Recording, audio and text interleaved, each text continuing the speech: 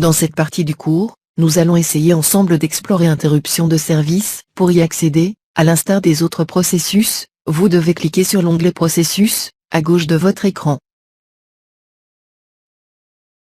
Une fois que vous êtes dans le processus interruption de service, vous allez remarquer qu'il y a 3 sous-ensembles, les congés administratifs, les congés maladie et les retenues sur salaire.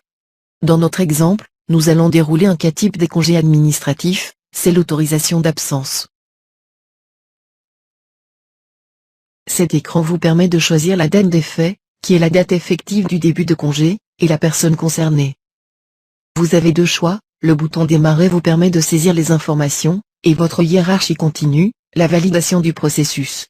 Le bouton Démarrage local vous donne la possibilité de saisir les informations et d'effectuer une validation finale.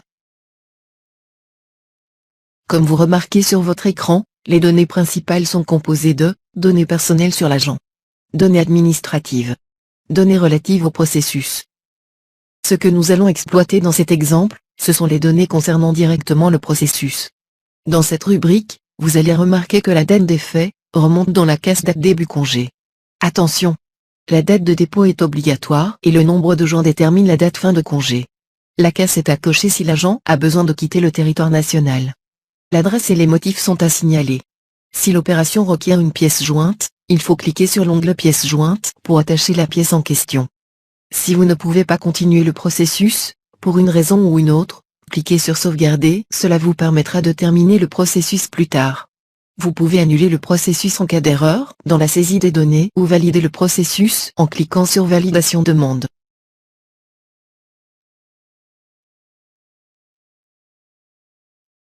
Dernier niveau de validation, nous avons un bouton de décision RH, si tout est valable Simon.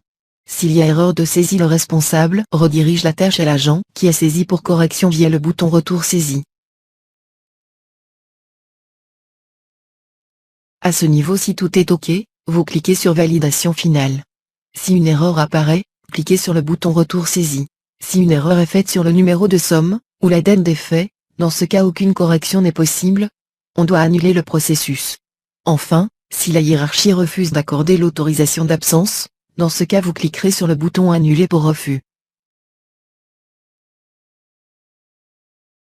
Pour les autres processus de la même sous-famille, le déroulement des processus est identique, sauf dans certains cas, comme par exemple le congé de maternité, le processus ne peut démarrer que si les certificats de grossesse du 3e, du 6e et du 8e mois sont déjà saisis.